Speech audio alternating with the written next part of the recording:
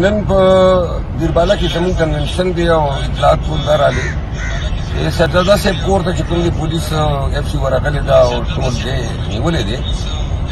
دا لارې هم بندې کړي دي دیرباله کې کنونشن زموږ حق دی خپل پرایویټ پراپرټي کې کوو دا زیاتوب او ظلم کوي نو موږ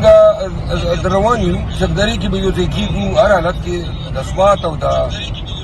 ملکنډ خلکو ته زما خواست دی چې راشئ زموږ په دې قافلې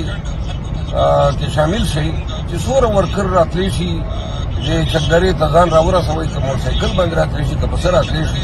1 بجې به موږ چکدرې نه وځو او د دیر لور او دیر بالا خلکو ته وایم د خپل ځای ته خپل هغه ته رسئ یعنې موږ ته په لارې په دې قافلې کې ودرېږئ او راځئ موږ سره شاملېږئ موږ در روان یو او دا کنونشن به موږ په هر حالت کې کوو د پښتو تقاضا دیر خلکو سلامونه ملګرو د شیر افضل مروت صاحب دغه پیغام د پی ټی آی ورکرز لپاره دی که چېرته کې تاسو فزیکلی نشئ حاضرېدی نو دونه خو کولی شئ چې دا پیغام شیر کړئ ځکه ستاسو په یو شیر باندې بل ملګري ته ورسي نو دا به یو تسلسل جوړ شي او د پی ټی آی یو لویه قافله به جوړه شي